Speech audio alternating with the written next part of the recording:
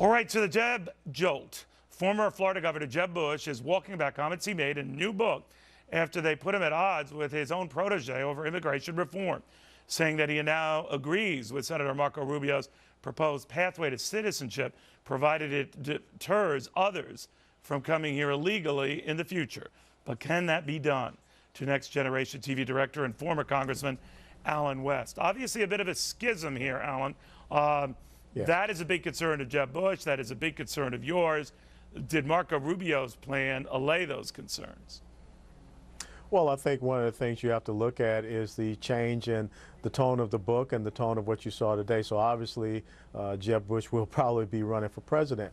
But we need to have a unified front on how we're going to tackle this issue. Let's just go back to 1986 and look at what happened when we promised, the amnesty to 2 to 3 million, and we were supposed to do all of those second, third, and fourth order things that we ended up not doing. So now we have a situation where it could be 12 million, what have you. And when you look at our economic situation here in the United States of America, are we going to be capable of having another 6 to 7 million people that are going to be more so dependent on the federal government and social welfare type of policies and programs? And I don't think we're going to be able to do that.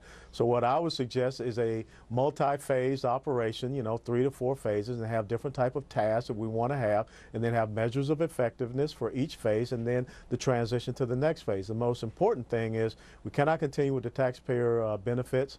I think that it has to be a means by which we can provide an opportunity for some of these individuals to eventually get guest worker program and guest worker permits. But to immediately put people on a path to citizenship, first of all, that's an offense to the people that are trying to come here legally, and we need to streamline that legal immigration process as well.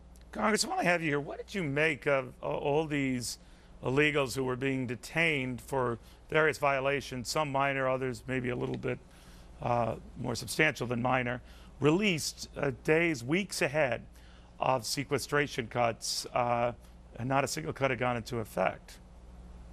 Well, obviously, this was one of those gimmicks coming out of the administration.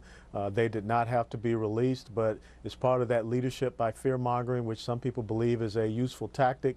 But in the end, I believe it erodes your credibility. We're already seeing now that the Obama administration is saying that there will not be any White House tours or Capitol Hill tours. They're going to have to cut back on that. But we saw Secretary of State John Kerry just promise the Muslim Brotherhood Egyptian government about $195 to $250 million. So we've got to get our priorities straight, and I think that's what happens when you come back to this entire illegal immigration situation. We've got to get those priorities in check and in balance. Congressman, thank you. Always a pleasure, Neil.